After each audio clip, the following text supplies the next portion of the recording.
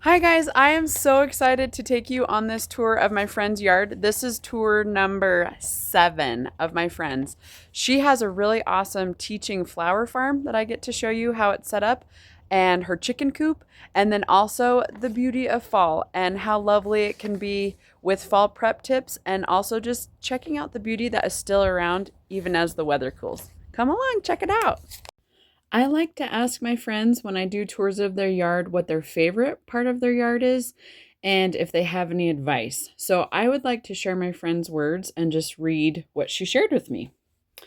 My favorite spot in my yard changes with the seasons of the garden. I love spring and summer down in the fire pit sitting area because it's shady and the bulbs and flowers are so pretty and the aspens tinkle their music. I eat breakfast out there all summer. Oh, doesn't that sound lovely? We eat at our picnic table outside during the summer too. I love my veggie garden at the end of summer when it is in full swing. It's hard to cut it back in the fall as it has become such a labor of love and beauty. I love the greenhouse in the winter to feel the warmth and smell the soil as it thaws throughout the day. I love my kitchen window that looks out into my yard, an arbor calling me to come out and play.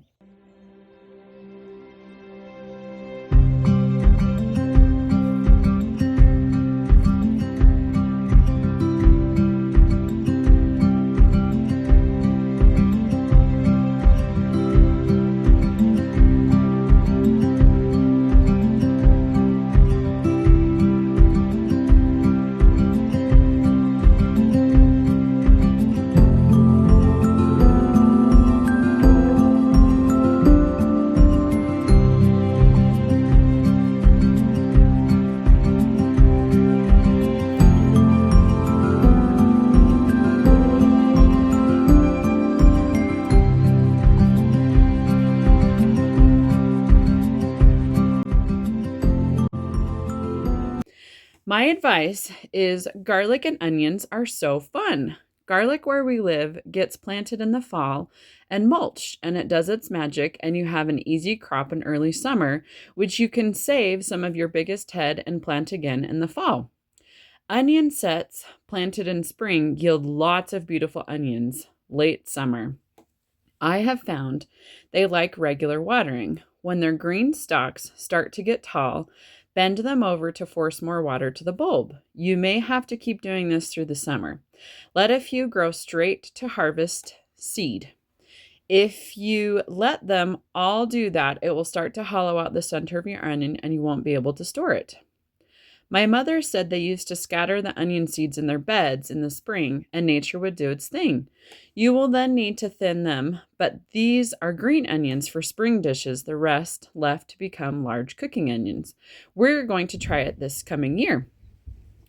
This year, I practiced walking my garden for 15 minutes every morning, and that time I might weed a bed, pinch squash bugs, fix irrigation lines, deadhead, make note of what needs to be harvested or a new succession to be planted, and decide if I could do that next morning 15-minute walk or make time in the week to do the bigger project. Because I was out there for such a short time, but every day, I could keep up with growing maintenance and harvesting, and it didn't feel overwhelming. It made a big difference in the joy of gardening and being aware of how things were changing, what pollinators were out, etc. I didn't have to pull all my squash plants out by the end of July because of a squash bug infestation I had stayed on top of throughout the summer.